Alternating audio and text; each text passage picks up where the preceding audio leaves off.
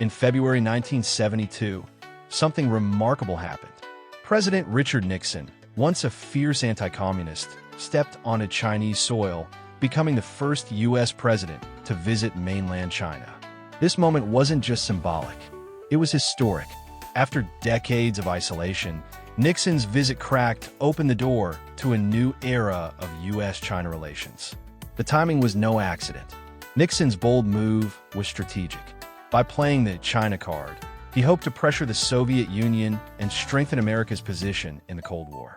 It was also a calculated effort to find a way out of the Vietnam War through diplomacy, not more bloodshed.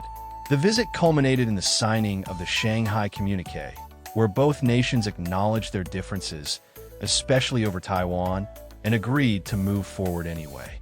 This was the first time the U.S. began shifting toward the One China policy. Back home, the visit dominated headlines and shifted public perception.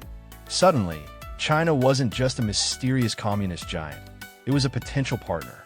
The phrase, "Nixon goes to China," became a metaphor. It describes the kind of political judo only a hardliner could pull off, doing the unexpected without being accused of betrayal. Because if he could do it, so could anyone.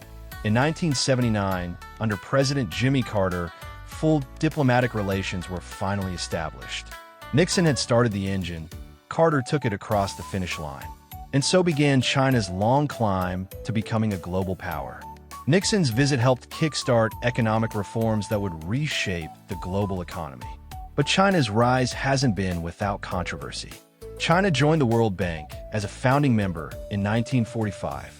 But after the Communist Revolution, Taiwan held China's seat until 1980, when the People's Republic of China officially replaced it. That same year, China began opening up economically, working with global institutions to modernize. Part of China's global strategy, managing its currency, the renminbi, by setting daily reference rates and intervening in markets. The Chinese government keeps the renminbi competitive. This makes exports cheaper and China richer. Critics call it manipulation. In 2019, the U.S. officially said so.